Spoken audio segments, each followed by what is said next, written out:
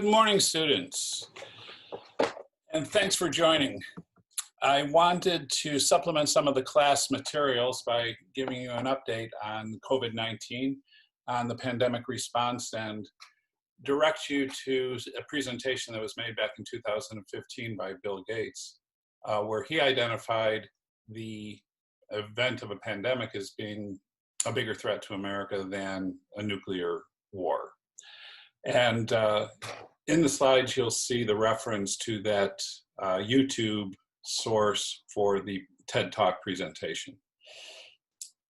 Also, I wanted to walk you through a little bit of the industry changes and career opportunities that are going to come about because of the country's response to the COVID-19 outbreak.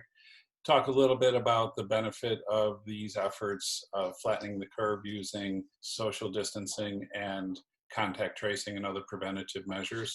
I wanted to talk to you and just show you a little bit about how this has been effective, comparing the results in two different states, the two neighboring states in the Midwest. And I wanted to talk a little bit about some of the career opportunities that will emerge because of this, and talk a little bit about how to use some of the statistics and to interpret some of the materials that you'll see. So to get started, I wanted to turn your attention to a TED Talk that was given by Bill Gates back in 2015. You can find it at that reference. Please take a few minutes and view it. It's very informative, and would have been better if people had listened to what he had uncovered in his researches back in 2015. One of the points I wanted to address was some of the industry changes and career opportunities that are going to arise. These really cover short-term and long-term time frames. In the short term, there has to be a change in the way the hospitals and health services operate. Right now, there's a shortage of capacity, so all non-emergency care across hospitals and other sites of care have to be curtailed. That could free up about 30% bed capacity and caregiver capacity, and a portion of the ventilator and PPE capacity almost immediately. That will be beneficial in addressing the large numbers of COVID-19 patients that are presenting at hospital. In addition, there's a need to increase critical supplies of the PPEs, ventilators, and to work on the development of vaccines and therapeutics. And there's a need to train additional frontline staff, such as nurses, the emergency medical technicians, mechanical ventilator operators, and to deliver that capacity expansion. In the longer term, there's going to be a need to build out hospital capacity, including some flexible capacity, which could be called field hospitals, and converting some outpatient and ambulatory care facilities to acute care. There's going to have to be construction of new laboratory and research centers and capacity. And there's going to have to be an acceleration in the approval times for new treatments and new vaccines. Traditionally, these could take years to develop. There is going to have to be an effort made to develop fast-track methods to get products to market. And these fast-track methods will have to be compared to the traditional methods that have been in place. And the objective being cut time, not to reduce the amount of science and research that goes into the development process for products. Finally, there's going to have to be a need to hire more people with community healthcare training, such as yourselves. When we look at this situation of flattening the curve, I try to put it all together into one graph, and the graph has many different variables. First off, you have the red curve and you have a gray curve. The areas under the curve are equal, meaning that the number of patients presenting is the same in each curve. The variable that's being managed is the time since first case presented, and that's on the x-axis. The red line represents the total healthcare system capacity for handling the patients that are presenting at hospital. As you see that no matter whether it's patients that present in a short term at the hospital or that present over a longer term, there's just not enough capacity. The difference in the curves, the red curve would suggest that the hospitals would be overwhelmed immediately and that the death rates would be significantly higher. The long-term effect of debilitation and disability from the effects of the virus would be an additional burden to the health system.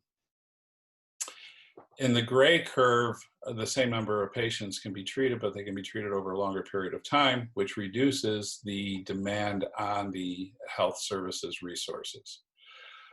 We talked a minute ago about increasing the capacity in the hospitals by about 30% from reorganizing the management and redeploying resources. That would bring the response capability up to the yellow line, where the system would be able to manage patients that are coming in at a slower rate because there has been a more rigid application and shorter duration, or a more rigid application of the social distancing and the isolation, and an increase in testing and contact tracing.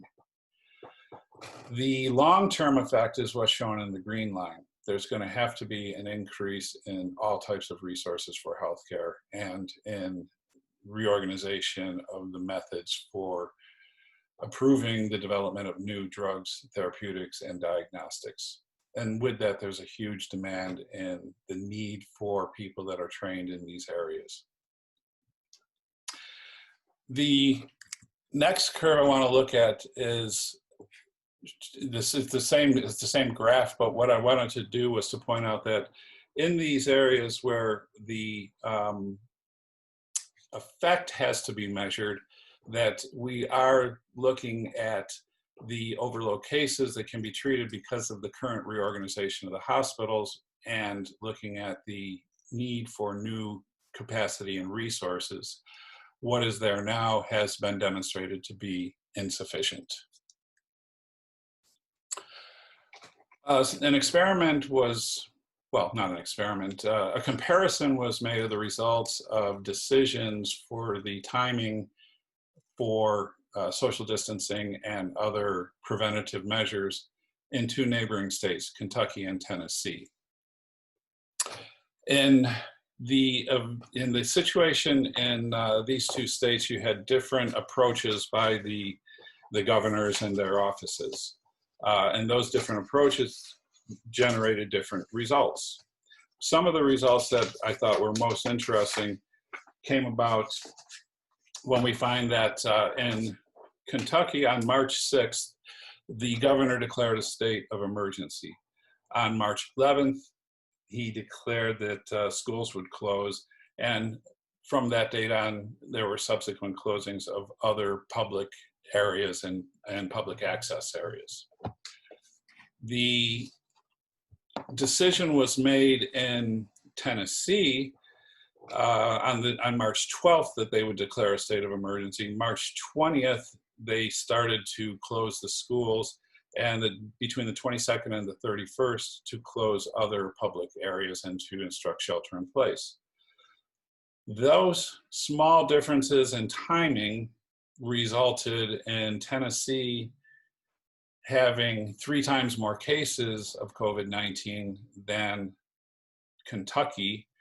And if you adjust it for population, it shows that Tennessee had about 2 times more per capita than Kentucky. So the result is the demand on the healthcare system in Tennessee overloaded it and caused major problems. In Kentucky, they were able to manage it. And the other thing to think about when using statistics, we talk about all things being equal. That means we're isolating one characteristic for analysis. And the one characteristic that we wanted to look at was Kentucky's early adaptation of the protective measures and how that flattened the curve. Now, the other point that I was getting at, the green line, was adding healthcare resources. There's going to be a big demand for students with community health curriculums on their transcripts or on their resumes. And for the first time since the pandemic risk was identified many years ago, America has stirred to action. My assessment is that communities will build and operate more than 30%, or increase capacity more than 30% for hospitals, ambulatory care facilities, and services, and that'll be starting next year. And again, I'll remind you to go back and take a look at the TED Talk from 2015. That'll give you further information about the threats of pandemics and other types of outbreaks that need to be managed in the community. So as you're going through your modules, if you have any questions or need assistance, please email me. And on every day, please keep safe, keep strong, keep healthy, and keep studying. Thank you very much.